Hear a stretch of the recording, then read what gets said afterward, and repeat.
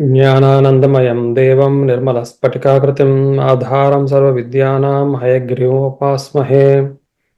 ॐ सहना भवतु सहनौ भुनक्तु सह वीर्यं करवावहै तेजस्विनावधीतमस्तु मा विद्विषावहै। ॐ शान्तिः शान्तिः शान्तिः। अखण्डं सच्चिदानन्दम् अवाङ्मनसगोचरम् आत्मानमखिलाधारम् आश्रयेभीष्टसिद्धये अर्थतोऽप्यद्वयानन्दान् अतीतद्वैतभानतः गुरूनाराध्य वेदान्त सारं वक्ष्ये यथामति. Right, just like how we've been doing, a little summary of what we have covered so far in Vedantasara. So there are two aspects. One is Adhyaropa, which is called superimposition, and second is Apavada, which is desuperimposition.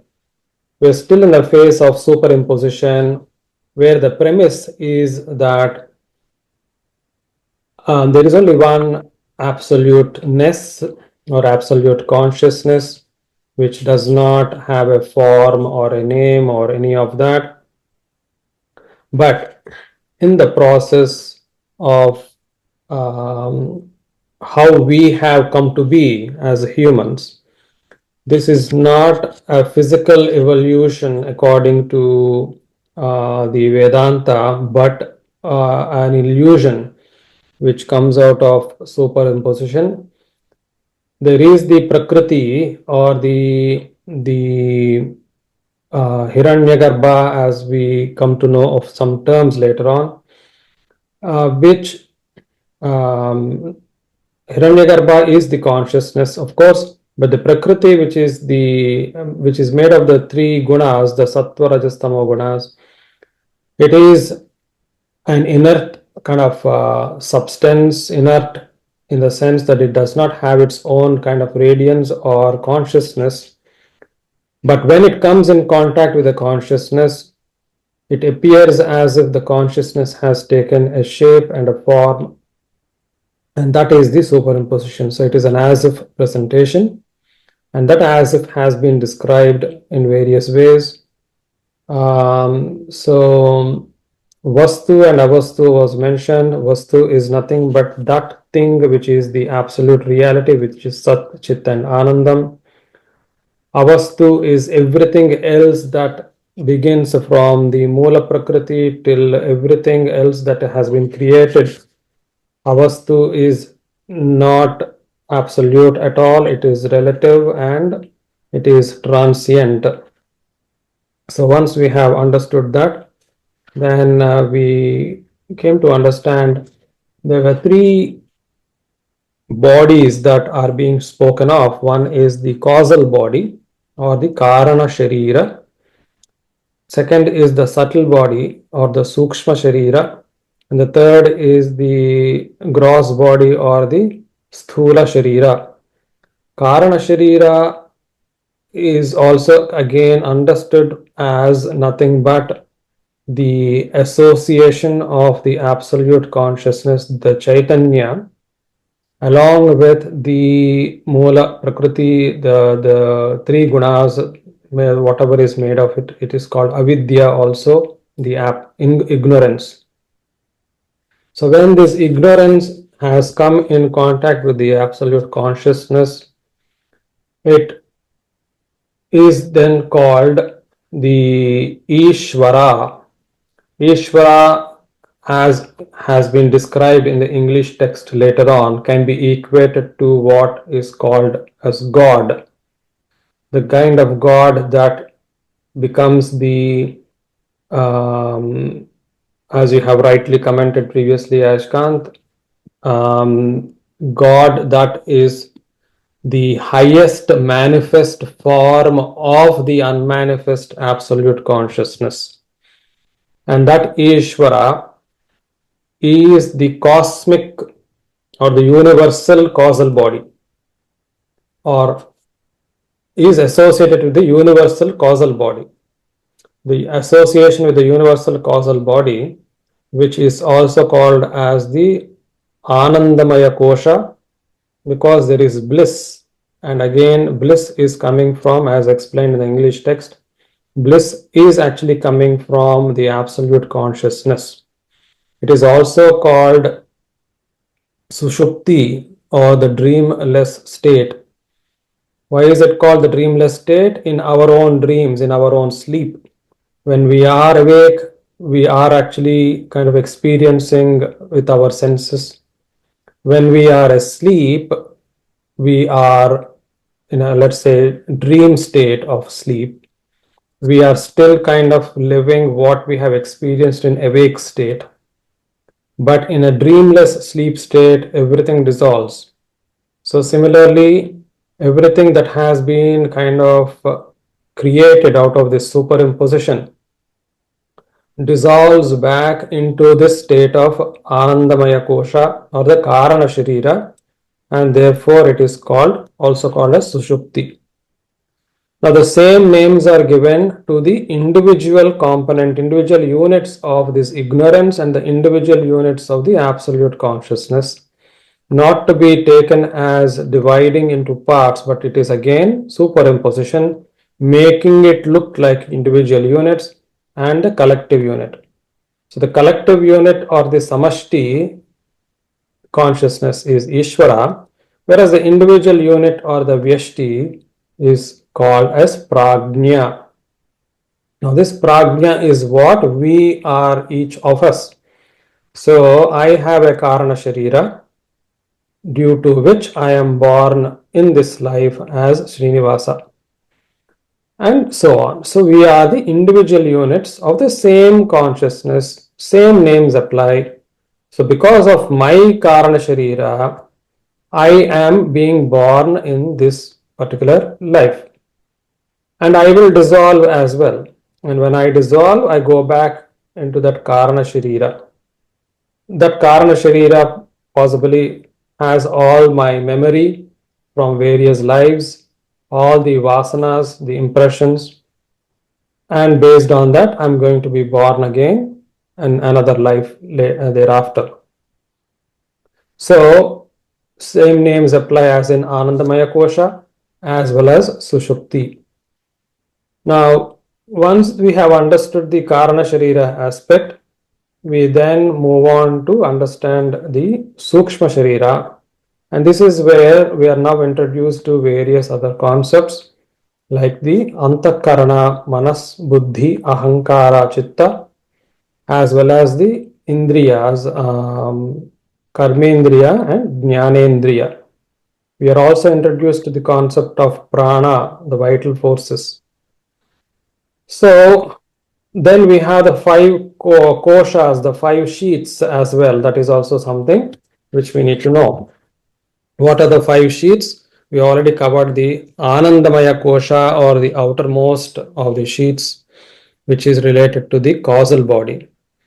Then we have three sheets which are related to the subtle body or the Sukshma Sharira, and these are called as Vijnanamaya Kosha, Manomaya Kosha, Pranamaya Kosha. Vijnanamaya Kosha is the sheath of intellect, Manomaya Kosha is the mental sheath, Pranamaya Kosha is the vital sheath. Then, so those three are related to the Sukshma Sharira, which we have covered so far. And now we are going to look at the Sthula Sharira, which deals with the Annamaya Kosha. Annamaya Kosha is nothing but, in a way, it's a nourishment sheath or a sheath which is relying on food and fluids for it to exist. So in this Sukshma Sharira or the three sheets, Vijnanamaya Kosha to begin with, Vijnanamaya Kosha is as the name suggests, is the sheath of intellect or the intellect sheath. We have the four antakaranas: Manas, Buddhi, Ahankara, and Chitta. And now, and then Jnanendriyas, the organs of perception. Organs of perception and the internal organs or the antakarana, they deal with knowledge. Hence, they are thought to be formed out of the Sattva guna, predominantly they are formed out of the Sattva guna, because Sattva deals with knowledge and light. So these five sense organs, eyes, ears, nose, throat, and skin, and the four internal organs, intellect, mind, ego, and memory.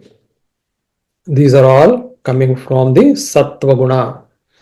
Of course, it is described in various ways as in the individual components from each of the five subtle elements, which are ether, um, air, fire, water, and earth, directly coming from each individual element, subtle element, are the five sense organs.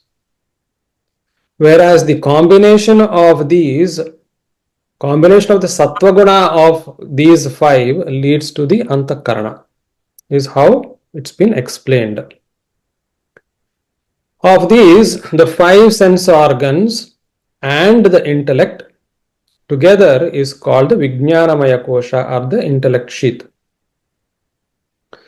And of course, it can become a little kind of confusing or complicated. It is always required that we keep reading again and again for a better understanding. Now, this is to the level which we are able to kind of return back to. Let's just exactly see what they have written here.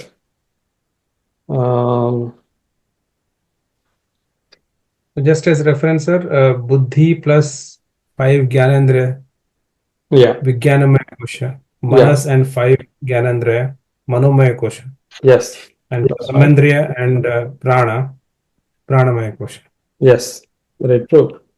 That's true. So Manomaya Kosha is the mind and the five sense organs. Still, we are dealing with Sattva. Sattva guna. Now, Pranamaya Kosha, when it came to Pranamaya Kosha, pranas and the karmendriyas are formed out of the Rajoguna, because they deal with action. Karmendriyas are organs of action, which are speech, then vak, pani, pada, hands, feet, organs of excretion, and genitalia. So those are formed out of the individual Rajoguna components, gunas of the five subtle elements. Whereas the pranas, the pancha prana, they are formed out of the combination of the Rajoguna of these five subtle elements. While the mechanics are not perhaps very important at this point of time, I think as much as Rajoguna leads this is sufficient for us to understand these are action related. So Pranamaya Kosha is coming out of that. So we have already covered those three sheets which form the subtle body, which is the Vijnanamaya Kosha, Manomaya Kosha, and Pranamaya Kosha. Now, let us just see what is. I think we'll possibly leave it there, and of the nature of subtle bodies. Yeah, I am kartrutva, bhoktritva, sukhatva, dukkhitva. Yeah, it's called phenomenal jiva. The Vijnanamaya Kosha, on account of its being conscious that it is an agent and enjoyer, and that it is happy or miserable, etc., is called a phenomenal jiva, the individual self, subject to transmigration to this and the other worlds. So that is an important point where, of course, it may not explain what full understanding, but this is the sheath from which we start experiencing. In Karana Sharira, the causal body state, there is no experience. There is no experience of the individual body. Because of the intellect and the very nature of the intellect, it is deciding. Therefore, the enjoyment aspect is coming. So, this is the starting of experience. Manomaya, of course, also experiences. Pranamaya experiences, and so on. Okay. So, let's now move on to the following text, which is page number 77 in my book, Nature of the Gross Bodies. Okay, shall we begin? Yeah, 98. स्थूलभूतानि तु पञ्चीकृतानि स्थूल bhuta. Bhuta is elements, the panchabhuta, 5 elements. Earlier we have seen sukshma bhuta. So those subtle elements were leading to evolution of the 5 sense organs, antakaranas, and so on. Those are the subtle elements. Now we are talking about the gross elements. Now, gross elements are what we see, what we can relate, so not see, but we relate to this world around us. And these are panchikritani. So, panchikritani is a word used for compounded. Apanchikritani is the word used for non-compounded. So, non-compounded as in, I think I'm not a great student anymore of chemistry, but in organic chemistry, we have chemical formulas. Compounds are formed out of individual atoms and elements. So that compounding is panchikaranam. So panchikaranam is happening with this compounding and therefore leading to gross, apparent, relatable elements in this world. Panchikaranam tu akashadi panchasu ekaikam dvidha samam vibhajya teshu dashasu bhageshu प्राथमिकान् पञ्चभागान् प्रत्येकं चतुर्धा समं विभज्य तेषां चतुर्णां भागानां स्वस्व द्वितीयार्थ भाग परित्यागेन भागान्तरेषु योजनम्. So if we go word by word, panchikaranam, the process of this compounding, two is akashadi, beginning from akasha, the ether onwards. Panchasu, among those 5. Ekaikam, one at a time. Dvidha, samam vibhajya, splitting them into 2 equal parts. So now let's see the 5 elements, which are Akasha, Vayu, Agni, Jala, Prithvi, ether, air, fire, water, earth. So we have 5 elements. Each element is now split into 2 equal halves. So how many does it make? 10. So now we have 10 parts. Now, teshu dashasu, among those 10 bhageshu, among those 10 parts, prathamikan, the first parts, panchabhagan, first of those 5 parts, first among those 10 parts, are the 5 parts. Pratyekam chaturdha samam vibhajya. So each one is now being split into 4 equal quarters. Tesham, of them, Chaturnam, of those 4 bhaganam, swasva dvitiyartha bhaga parityagena. Now imagine, we can go slow. So first we had 10 parts.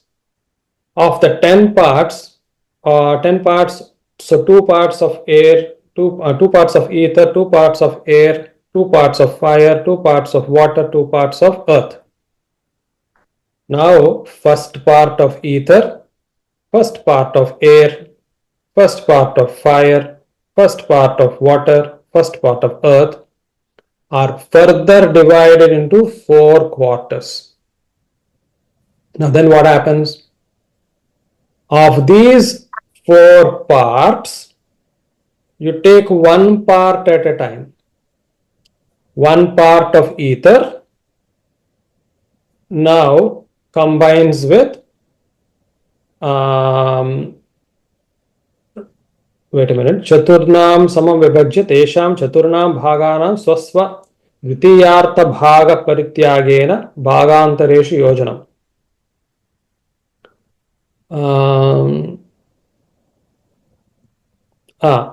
So what happens is, let us say the second part. Yeah. So let's say second half of ether is now full, right? First half of ether was split into 4 quarters, but the second half is full. It's not divided. To that second half of ether, you add 1/4 of air from the first part, 1/4 of fire from its first part, 1/4 of water, 1/4 of earth. How much does it happen now? Become now? It becomes 1. Okay. It become 1 full. Yeah. But interestingly, this gross ether, it is still called ether. It's not being given a different name. So the explanation they say is, this gross element, because it has a majority component of ether, it is being given the name ether, because half of it is still ether. But interestingly, this gross ether now has all the 5 elements, all the 5 subtle elements. Yes. Isn't it? So it has ether, but 50%. Then you have 12.5, 12.5, 12.5, 12.5 of air, fire, water, earth. Okay so far? Yeah. Karanji, okay? Yeah, kind of. It's like how matter gets formed, basically. Yes. Yeah. So they're giving the mechanics of it now. It's relevant only to some extent, no more than that. It doesn't really kind of. It's good to have some understanding of cosmology. From a cosmology point of view, we are just looking at it. That's it. So now let's look at air. So second half of the air is 50%. Then you have 1/4 each from ether, fire, water, and earth. Makes it one complete gross element called air. Okay, so far? Sir, is it not half of ether and 1/8 of fire, 1/8? Yeah, that is fine. But I'm only saying 1/4 of the remaining 50%. Okay. So therefore, otherwise it is Fine. 1/8. But in terms of what, yeah, let's see where it takes us. Yeah, we already have 50% of ether. We need to fill up the remaining 50%. So among that remaining 50%, we have Yeah, it's not becoming 1.5% of each. Yeah, okay. 12.5 is 1/8. Okay. 12.5 is 1/8. Yeah. Sorry, not good at mathematics. No, it's okay. I mean, these are only kind of interesting to kind of make us think, but beyond that, it doesn't achieve any more purpose. Let's see, where it takes us. Yeah. So that is how all these 5 gross elements are being formed. So the essence is that each gross element of ether, air, fire, water, and earth has all the 5 subtle elements in them. That is what we need to understand. Okay. तदुक्तं द्विधा विधाय च एकैकं चतुर्धा प्रथमं पुनः स्वस्वेतर द्वितीयांशैः योजनात् पंच पंच इति पंचते. iti. So what is being said here, we'll just look at the English translation because I thought we already covered it. By dividing each element into two equal parts and subdividing the first half and then adding to the, yeah, so basically we have covered all this already. So we have already explained this. Okay. Then asya apramanyam na ashankaniyam त्रिवृत्करणश्रुतेः पञ्चीकरणस्य अपि उपलक्षणत्वात्. Here there is a contention. Somebody has raised an objection, which is that in Vedas it only talks about panchikaranam of 3 elements, subtle elements, not 5. So there is a problem here. But it is said asya na asya apramanyam na ashankaniyam. Please do not take this as lack of evidence. Don't doubt it. Basically, ashankaniyam. Do not doubt. Do not doubt on the basis of 3 elements compounding as is mentioned in the Vedas.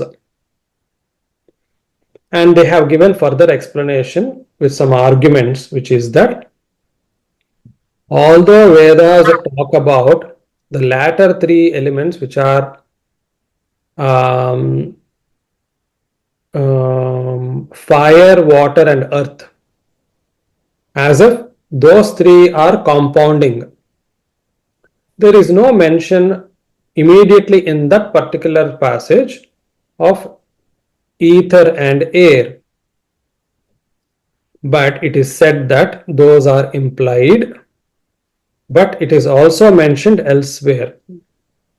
So that is the explanation given in the English text, that ether and air have already been mentioned elsewhere, number 1, and they are also implied because without them the remaining 3 wouldn't have formed. So with that, basically they are saying that there is no need to doubt the veracity of what is mentioned in Vedas, as in 3 elements, 3 subtle elements compounding to become gross elements, because those are implied, the remaining 2 are implied. Panchanam panchatmakatve samanepi teshu cha vaisheshyaptu तत्वादः इति न्यायेन आकाशादि व्यपदेशः संभवति.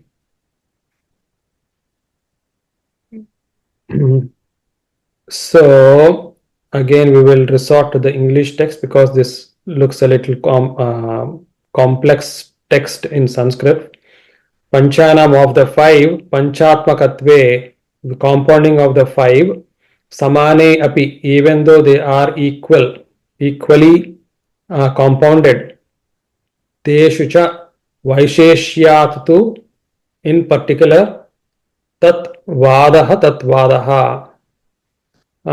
So though these 5 gross elements are alike in so far as each of them contains the 5 elements, yet they are differently named as ether, etc., owing to the preponderance of the particular element in them. So which we have also covered earlier. This is according to Brahma Sutra.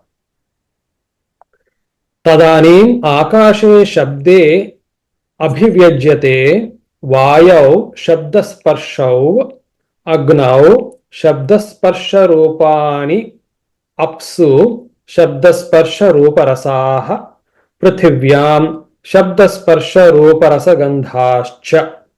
Now we are moving into a different concept, which is akashe, in ether, shabdaha, sound, is its quality. Abhivyajyate. So this ether manifests sound. Okay. So we can say that first sound came. First came sound.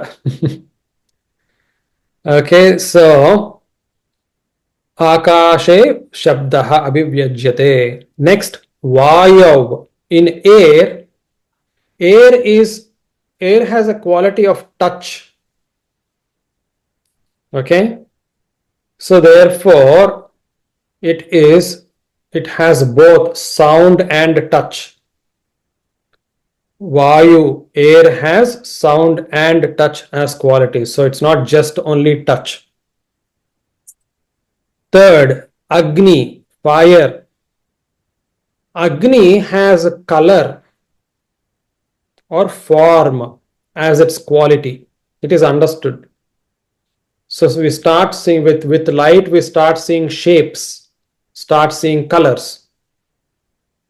So by the time we have reached to Agni, fire, we have three qualities: sound, shabda, sparsha, touch, and form, rupa. Then when we come to ups, water, water has the quality of taste. Therefore, rasa. Okay.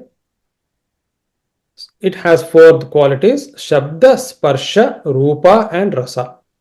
Sound, touch, form, and taste.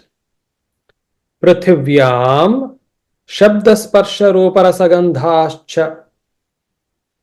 Now with earth, when it rains, we can smell the soil, right? We can remember it that way. So basically, earth has the quality of smell. So earth has all the five qualities: sound, touch, form, taste, as well as what's the smell. All right. एतेभ्यः पञ्चीकृतेभ्यः भूतेभ्यः भूर्भुवः स्वः महः जनः तपः सत्यम् इति एतत् नामकानाम् उपर्युपरि विद्यमानानाम् अतल वितल सुतल रसातल तलातल महातल पाताल नामकानाम् अधः अधो विद्यमानानां लोकानां ब्रह्माण्डस्य तदन्तर्गत चतुर्विध स्थूलशरीराणां तत् उचितानाम् अन्नपानादीनां च उत्पत्तिर्भवति. Now we are moving into a different concept. We are hearing of the different lokas, planes, different planes in this gross creation. This is gross creation. Gross doesn't necessarily mean me being able to see a flask or being able to touch the laptop. Gross could also include those things which we can't see or perceive, but in this material world, created out of the five gross elements. Okay. And these are various planes which we can't perceive with our mortal body, mortal senses, mortal mind. We can't. But yet these are all called gross. How many are they? Etebhyaha panchikritebhyaha. Once these five are compounded, bhutebhyaha, bhuhu, now bhumi, earth plane. Bhuvaha, we're going up now. First is the ascending planes. Earth is the first of the ascending planes, and then above earth there are six planes which are named as Bhuvaha, Swaha, Mahalokam, Janalokam, Tapolokam, Satyalokam, Ityadi. So 1, 2, 3, 4, 5. Wait a minute. Bhuvaha, Swaha 3, Mahaha 4, Janaha 5, Tapaha 6, Satya 7. So these 7 are called as Urdhva Lokas, although Urdhva word is not used here. Vidhyamananam Unnata Loka. So, anyways, Upari Loka, Upari, the word Upari, above, is used. Below these there are 7 lokas. Names are as Atala. Below the Bhumi, this earth plane, the next one is Atala. Next, Vitala, Sutala, Rasatala, Talatala, Mahatala, Patala. These are the 7 lokas below Bhumi. And these are called as Adholokas. All this are part of Brahmanda Lokanam, Vidyamananam Lokanam, Brahmandasya Tadantargata. So this is the Brahmanda, this is the universe. So this universe has these many 14 lokas.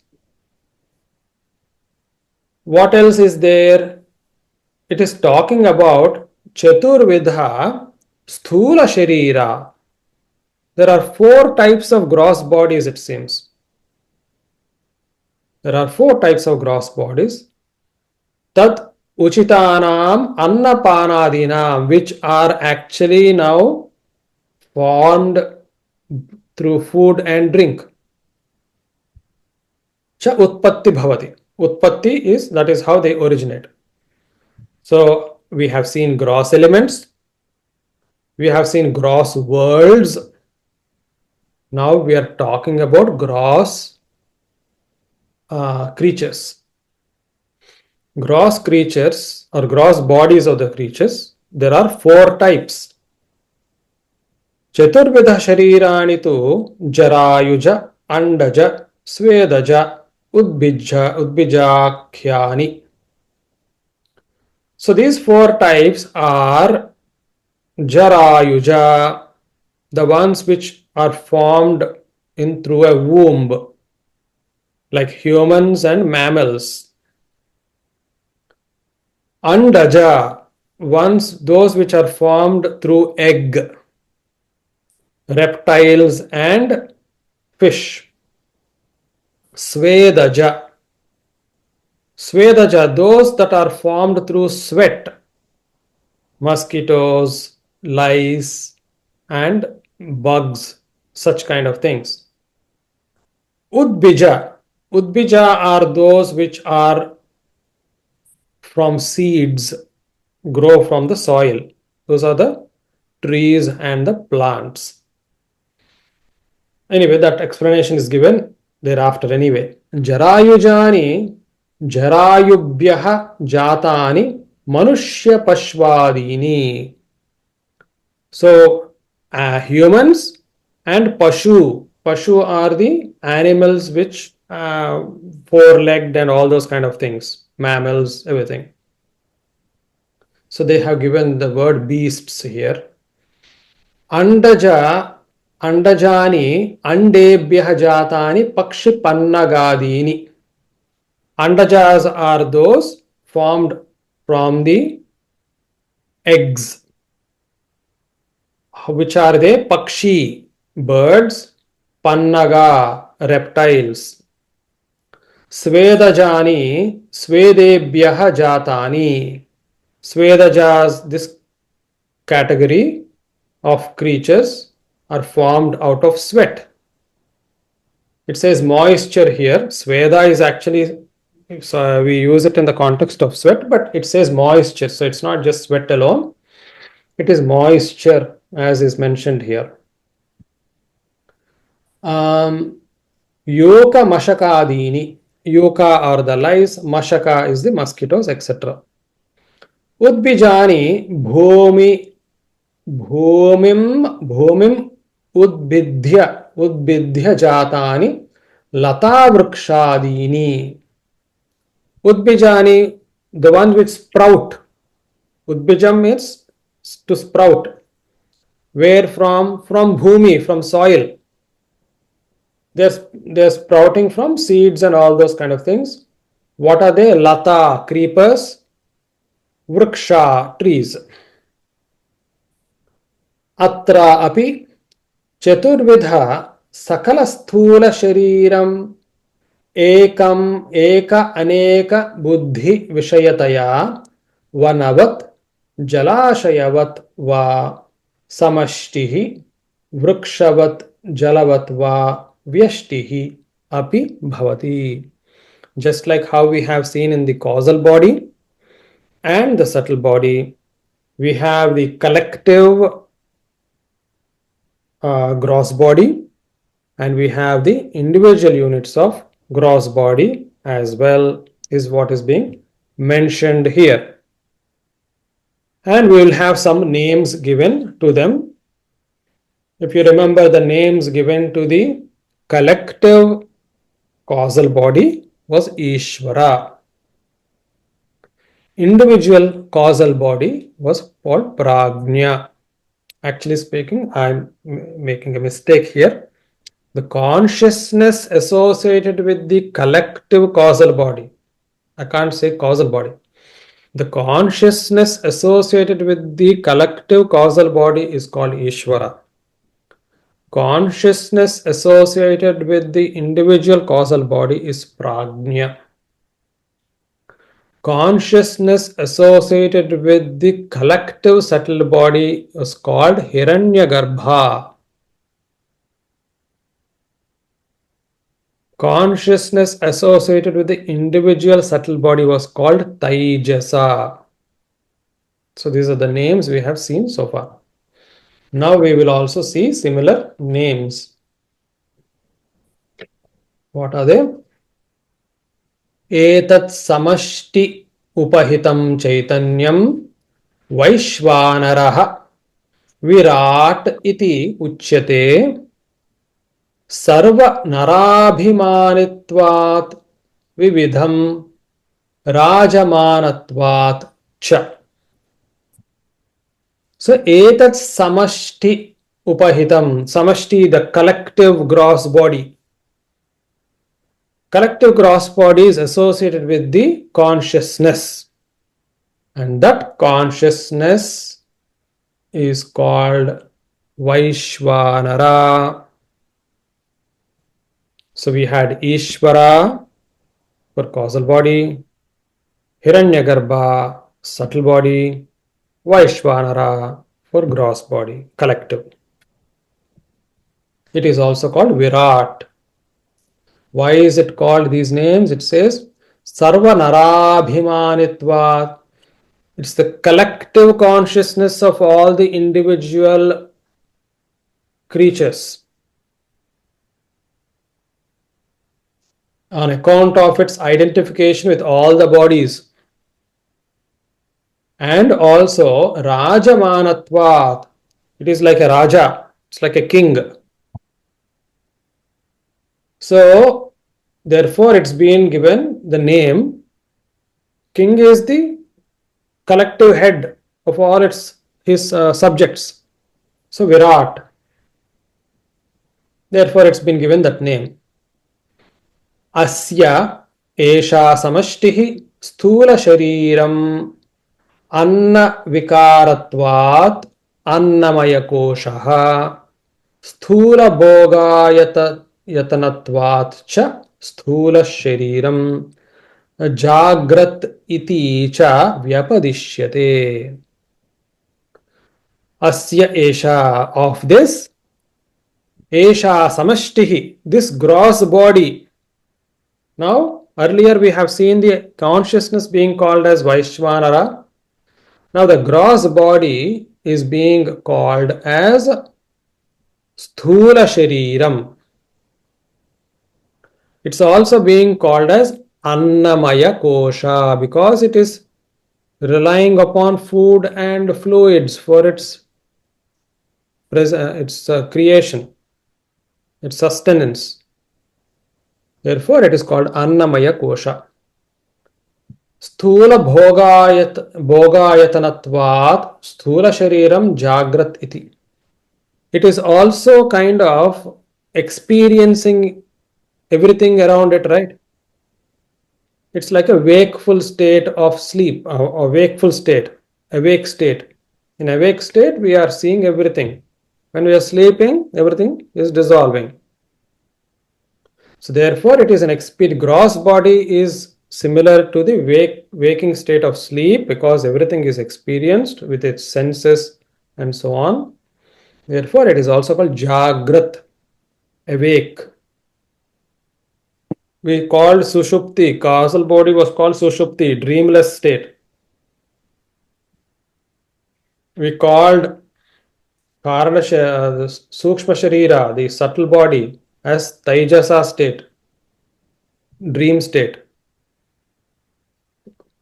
And then we are now calling this as Jagrat state or the awake state. Okay.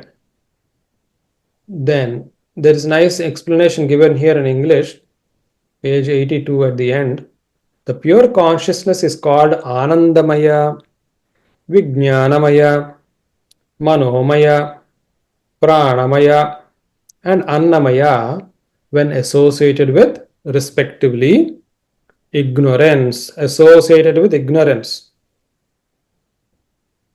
Then that is Anandamaya Kosha, associated with intellect or buddhi, Vijnanamaya Kosha, associated with mind or manas, Manomaya Kosha, associated with prana or vital force, Pranamaya Kosha, associated with physical body or Anna, Annamaya Kosha.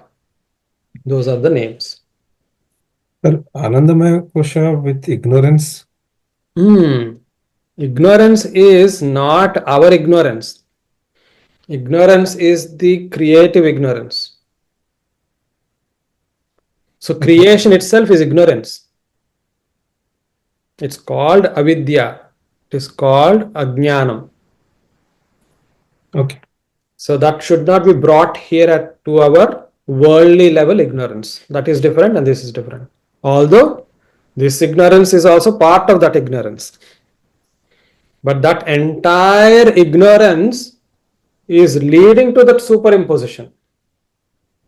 Until then, the absolute consciousness had nothing to do with any of this creation. So, as the example was given, it's like a nice transparent glass. It was not interested in anything. It was just there. Nobody even could see it. Now, suddenly behind that glass, somebody put a red object.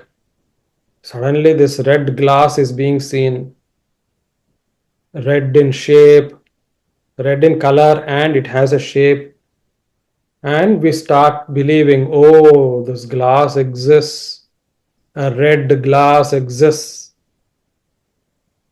But actually, it doesn't exist. The one which was existing was behind it. That makes this look as if it is existing. So that is therefore called as ignorance. Okay. एतद् व्यष्टि उपहितं चैतन्यं विश्व इति उच्यते सूक्ष्मशरीरा सूक्ष्मशरीराभिमानम् अभिमानम् अपरित्यज्य स्थूलशरीरादि प्रविष्टत्वात्. Now we are moving from gross aggregate gross body to individual gross body. Individual gross body, its associated consciousness is being called as Vishwa. The collective consciousness of the gross body was called Vaishvanara. This is called Vishwa. So what are its equivalents at causal body state?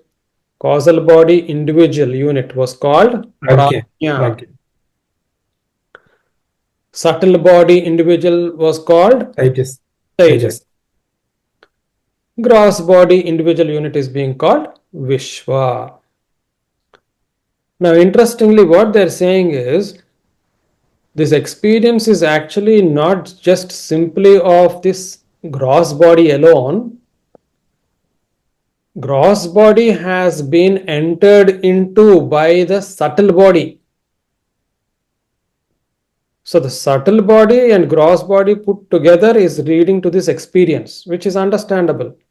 Because earlier we have understood that all the experiences are happening at Vijnanamaya Kosha level, Manomaya Kosha level, isn't it? And Pranamaya Kosha level.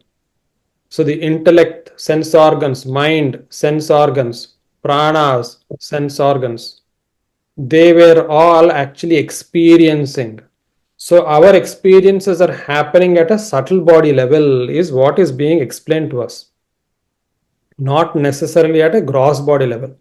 In fact, gross body is nothing but a vehicle.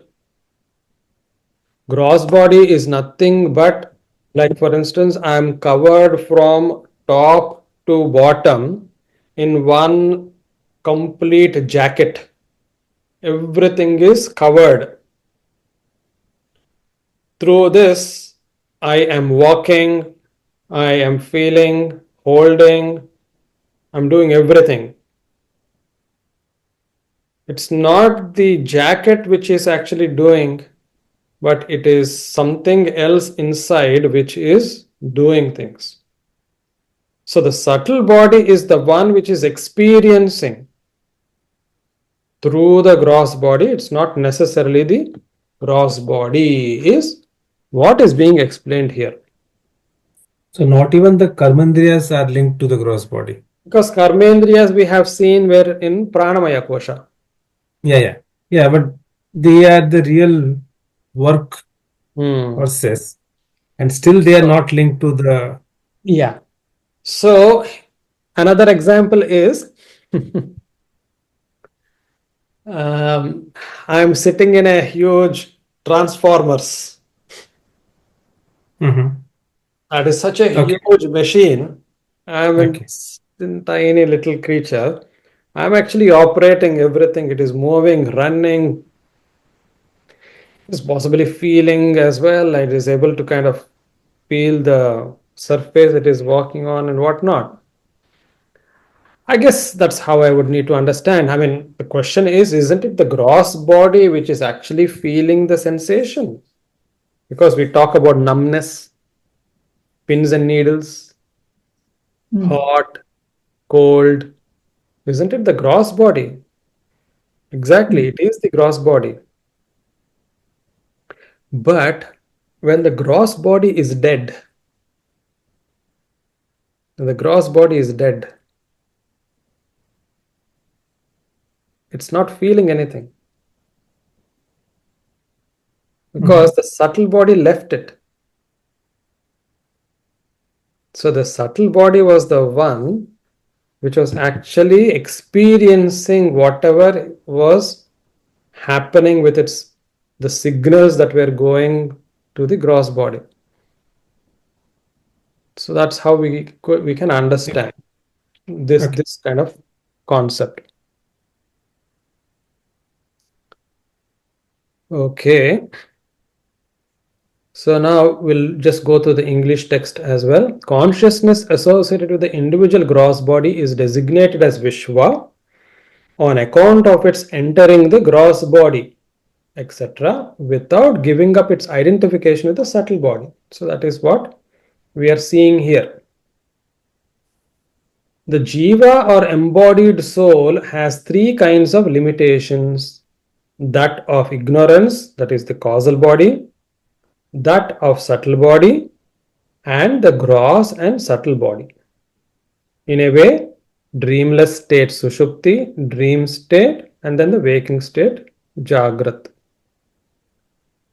The embodied soul identified itself with each of these limitations is known as prajna, taijasa, and vishwa.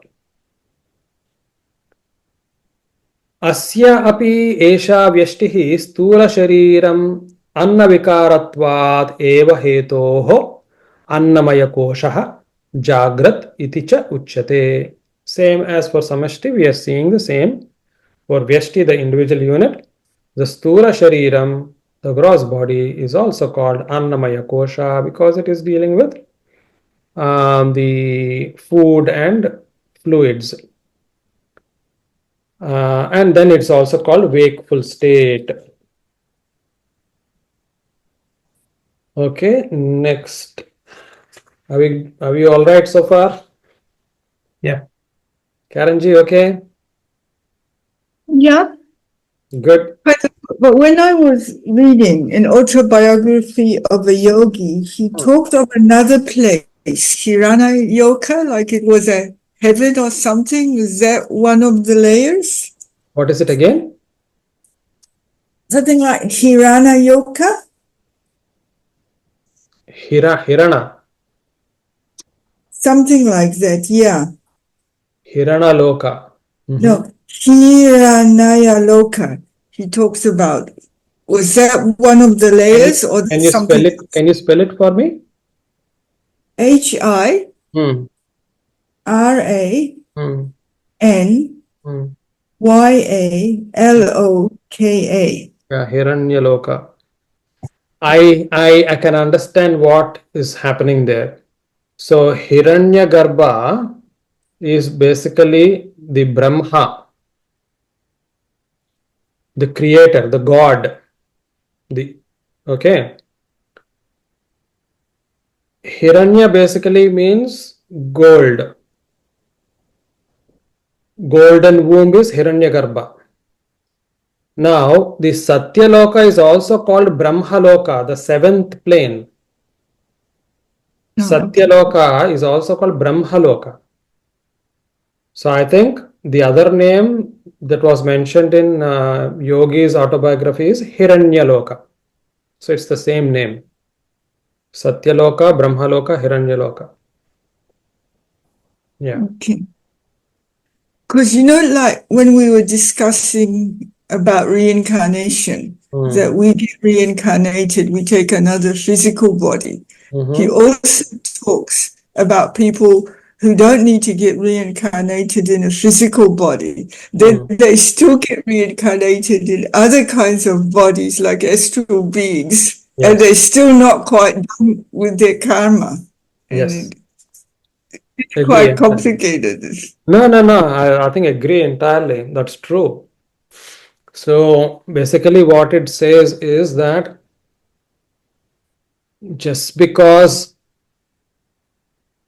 they are celestial beings, it is not to say that they don't have karma that they have to kind of exhaust. There are so many examples like that. If you read Ramayana, almost at every stage you keep having references of celestial beings having taken birth because of certain papas or certain things that they have not been doing properly as celestial beings. And so they may still retain their subtle bodies, but they have done something which may have led to them having to be born as with gross body, and they may go back again to be in a subtle body. So they are celestial beings, but it's not necessary that they are all kind of necessarily elevated souls. There are so many such celestial beings, Yaksha, Kinnara, Kimpurusha, and so on. There are so many different names given to that. So it's not necessarily deities, it's not necessarily gods. It could be other beings as well. Only thing is they're working in a different plane. They're not working at a gross body level. But they're not on the earth plane. They're not on earth plane. It's somewhere. Yes. Yeah. And also, like some of the yogis, apparently they're able to materialize things out of thin air, like Sai Baba and all that. So these guys, do they actually able to control all these levels of creation and ether and air? Are they in tune with that? And then they can produce things on that. This is the interesting part. Normally, if I just read it through ancient texts, we have our own doubts. How much has it been made up? How much was it fantasy and so on? So growing up, I also was kind of skeptical about all these kind of things. But I read Journey of Soul and Destiny of Soul by Michael Newton. Michael Newton describes exactly what you were mentioning just now. So there are so many different elevated souls who are given responsibilities of creation, and they use the elements to create. It's as if a small thing, to create a world, to create trees, to create new creatures. So and it's written there that some are initially experimenting. They're learning like an apprentice.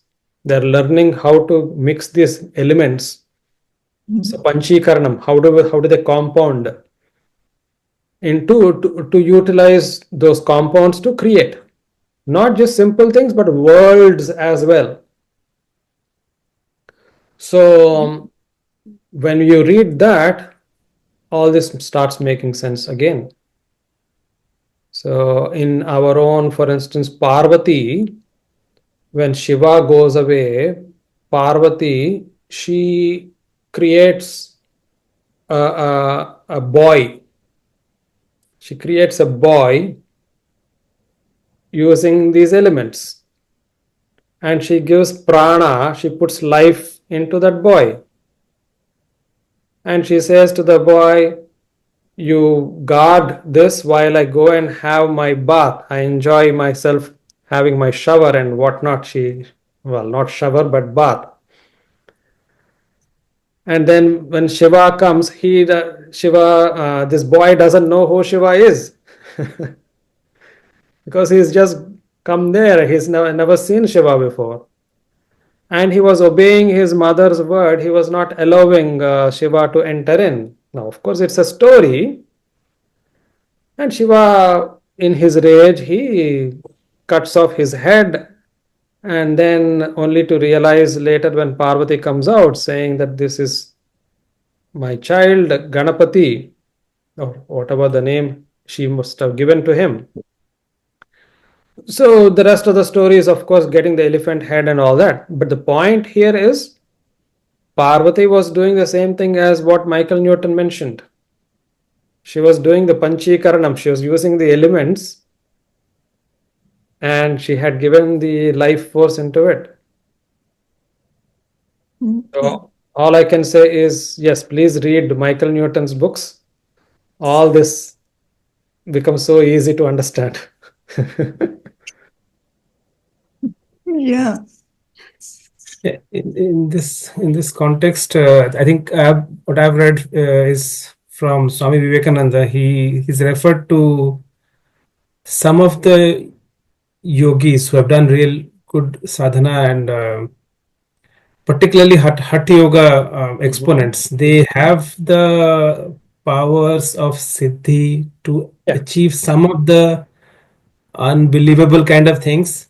But he clearly says that many of the things with which Western world associates India, like somebody throws a rope and then climbs on the rope, those are the kind of things probably he also doesn't believe. So that's what I can It's believe. not about believing. I think what happens is a lot of your sadhana goes wasted into one simple trick like that.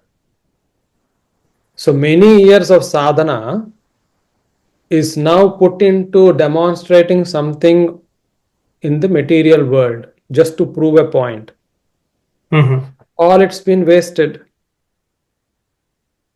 Instead, your sadhana should be for your spiritual evolution rather than creating things and demonstrating to people.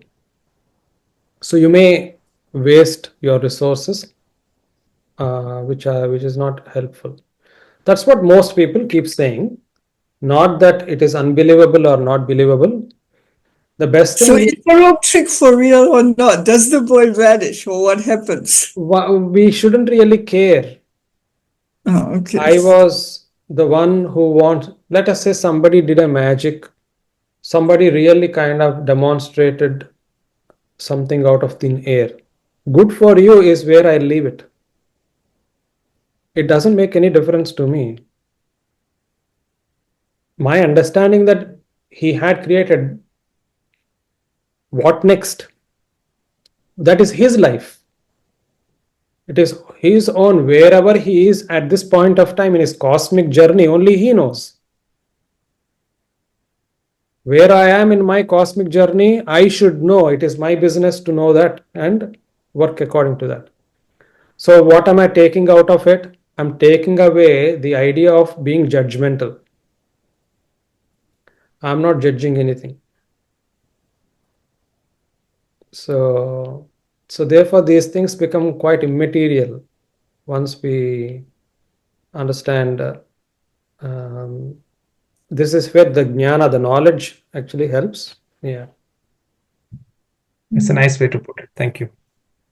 Because one guru said, capture the thought when he was talking about all these supernatural so-called powers. And he said the most important thing is your own development, Mm. your own evolution. Yes. It's like if you want to capture something and it's all in the thought, then you capture the thought. You don't capture the gold mine or the silver mine. So when you're developing, you just develop yourself. You don't worry about all these incidental things, and sometimes they happen, sometimes they don't. Absolutely. For instance, I will challenge anybody to discard a book, discard a movie, discard an evil person, just like that. And I feel very sorry when people do that. Reason being, there could be the most evil person, but they may be actually doing something right, which may give you an insight into your own development. So, this most evil person may be evil to everybody, but when it comes to his own child, let us say, this is just as an example that's coming to my mind, nothing otherwise. And let us say he's so affectionate to the child that he does all the evil things, but he makes sure that he comes back for his child's birthday. Yeah. And it touches me that, oh, this is what fatherly affection should be like. Okay, I've learned something. But he is the most evil person otherwise.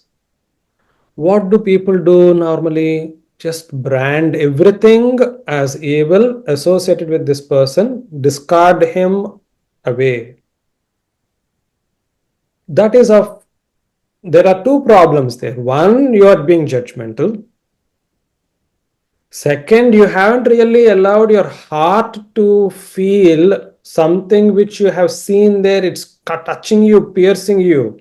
It's giving you some insight for you to develop. You don't want to know anything about it because you already branded this person evil. You lost an opportunity there. So, your viveka, your ability to discriminate, has also not been utilized. Your ability to use your viveka, the intellect, to precision, how evil in every other aspect, this one I'm taking because that is useful. That is viveka. So, in that example itself, we have seen three lessons. So, yeah, this is whether we call it how complex spirituality is or how simple spirituality is. It all depends on how do we kind of, I always say it is about being open to experience, which makes us more spiritual, not to be afraid of experiencing, not being fearful of what may be in store. I think I've definitely evolved from that point of view. A long time back, maybe I don't think I was, but long time back, let us say if I came to a different country like from India to UK, I would have been, let us say, I don't think I was, frankly, but I know people who may be afraid that they may actually change or they are not true to their Indianness. Okay, they may transform to become westernized, let us say. Or let us say you see in the luxuries of the developed world, they're so enticing that you don't feel like going back to India anymore. The point there is, if you are true to what you believe in, even though you are enjoying the luxuries, even though you are experiencing something else new, you are neither shunning them away, you are not kind of refusing their imprint on you, neither are you getting indulgent in them. So it is for you to stay afloat, but still be able to absorb all that and work for your own progress. So these are again like for instance a billionaire who goes to a 7-star hotel, sleeps on a comfortable bed. For him it is a bed. For him it is a bed. Maybe the next day he goes to his rural ancestral village, just goes, gets down his car, enters the house, immediately sits on the floor with his distant family, has a normal meal with them, washes his hands outside from a bucket of water, has takes a bath in a very normal shed kind of that's great, isn't it? That is this Tata Prajna, a person who is able to just move from 7-star hotel to a non-existent kind of a bathroom in a rural ancestral town, and he's still the same guy. He is still happy, or he's not really be able to he's not differentiating. He's just living on he's able to kind of appreciate that he is able to stay afloat while he is absorbing the two different experiences. That is the real kind of jnani, not the one who says, I don't want to go to a 7-star hotel because I'm afraid or that may sound like, you know what, I am actually supposed to be a good person. I'm supposed to be austere. I'm supposed to be. Therefore, I should not go to a 5-star hotel. Therefore, I should not. That is not what it is. You should not be afraid of experiencing the 7-star. You should still be able to experience it.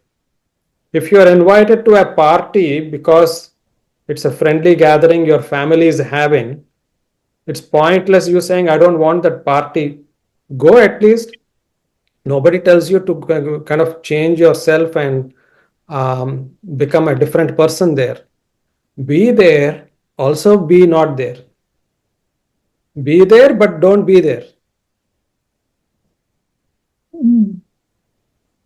So Can I say something? Can I say something? Yeah. We said about when you come to the West and to be open to experience. Just forgive me. It seems to me when you came to the West, as far as spiritual people and religious people go, it seems like you met the worst.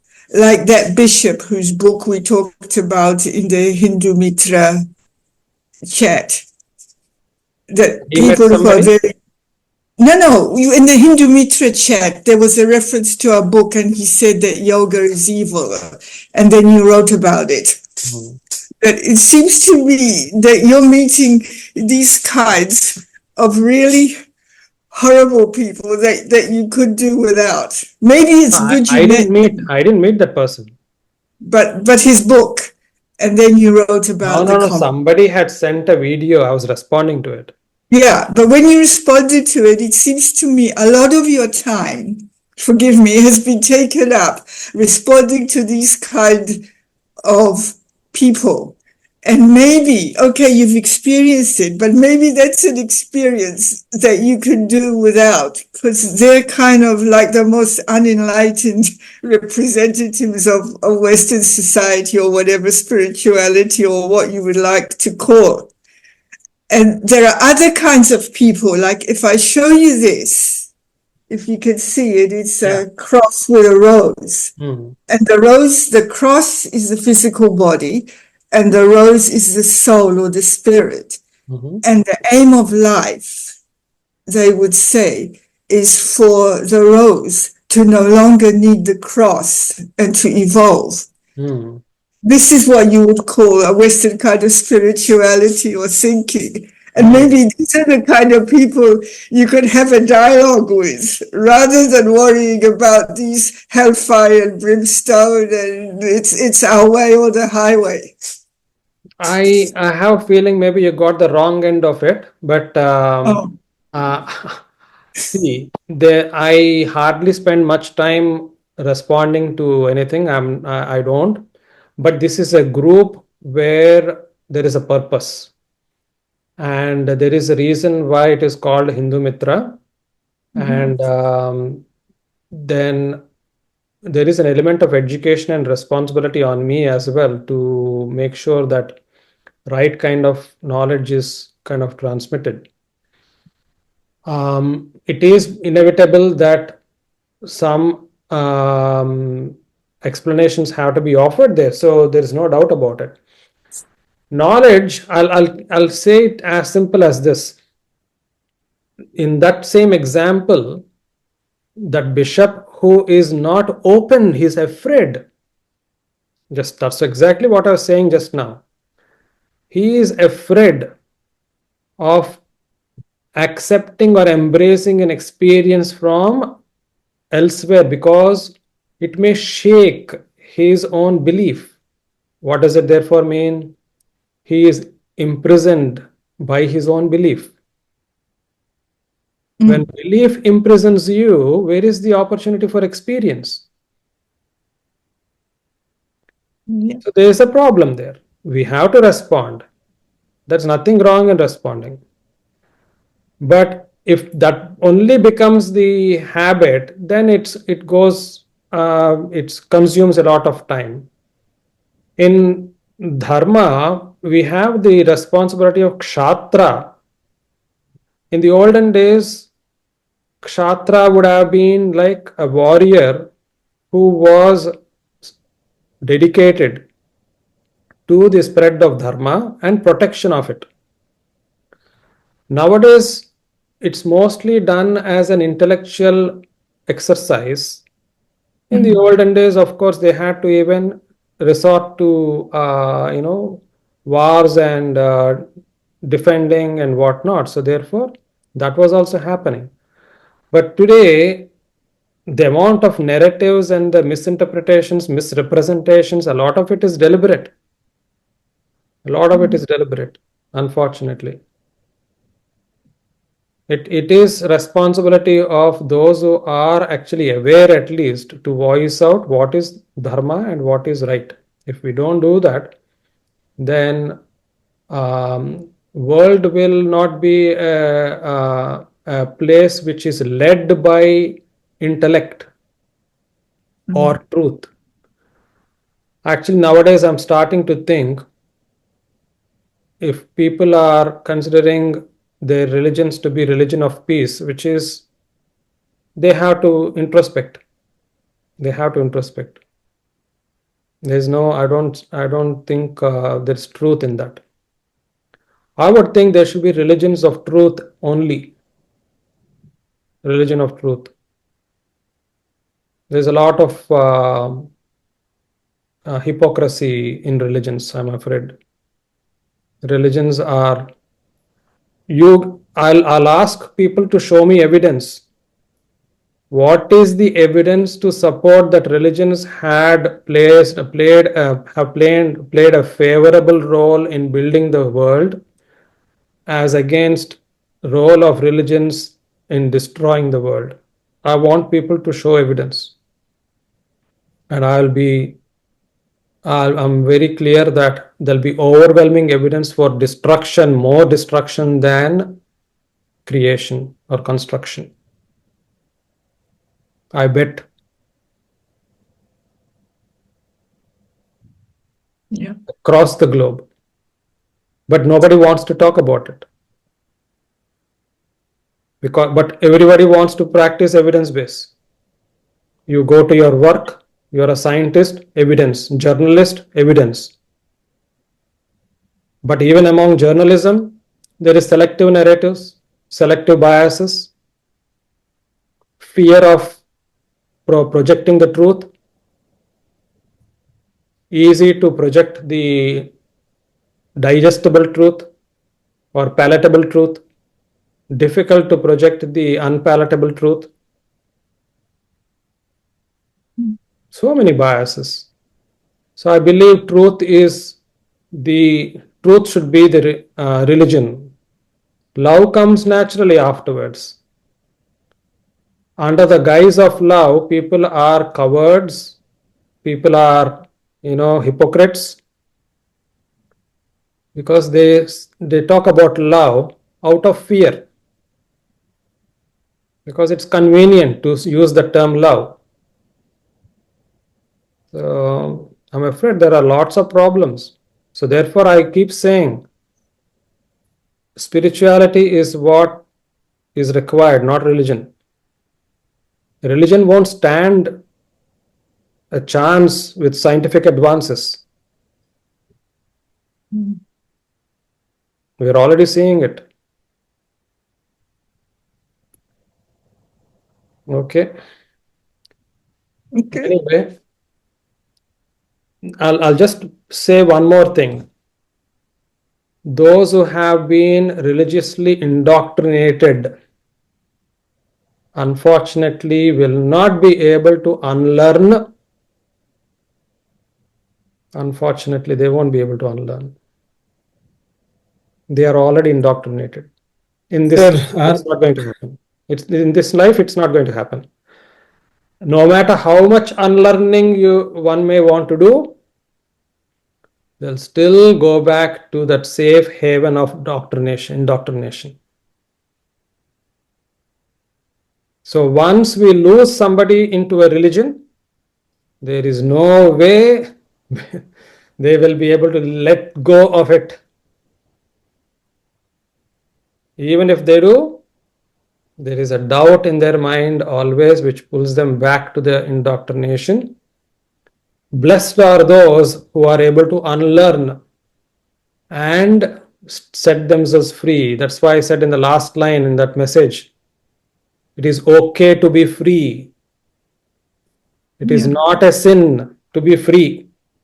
Unfortunately, religions indoctrinate so much that you are not even allowed to think freely for yourself. And I've defined what religion is in case there is a doubt. Okay. Right, Ayushkant, you were saying something before we close.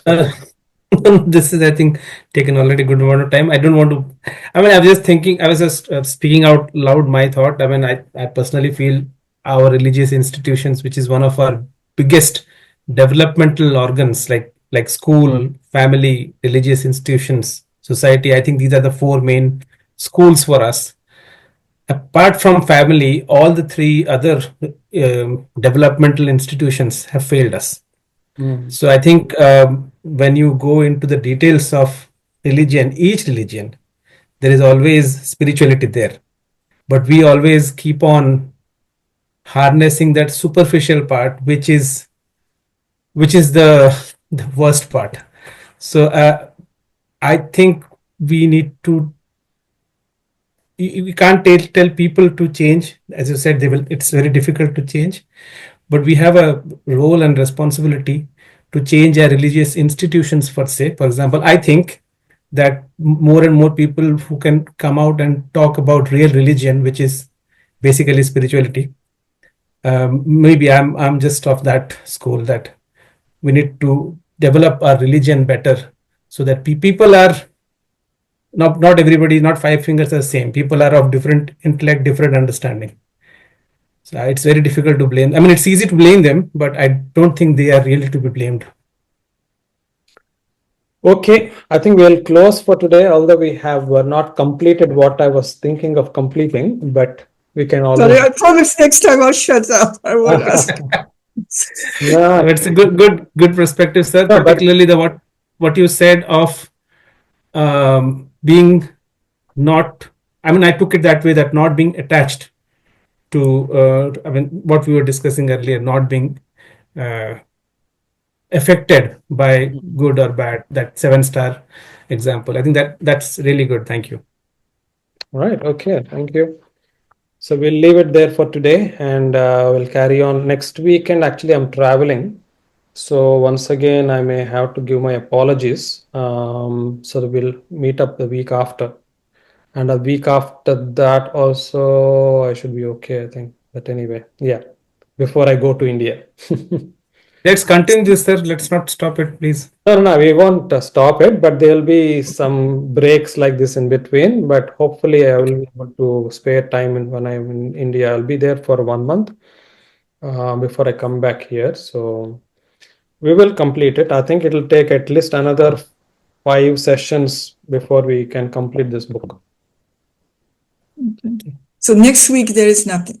No class next week. No class, but the week after. Okay. All right. Survey Okay. Okay, sir. भवन्तु सुखिनः Thank you. सर्वे सन्तु निरामयाः सर्वे भद्राणि पश्यन्तु मा कश्चित् दुःखभाग् भवेत् ॐ शान्तिः शान्तिः शान्तिः. Right, see you then. Take care. Namaste. See you. Thank you. Namaste.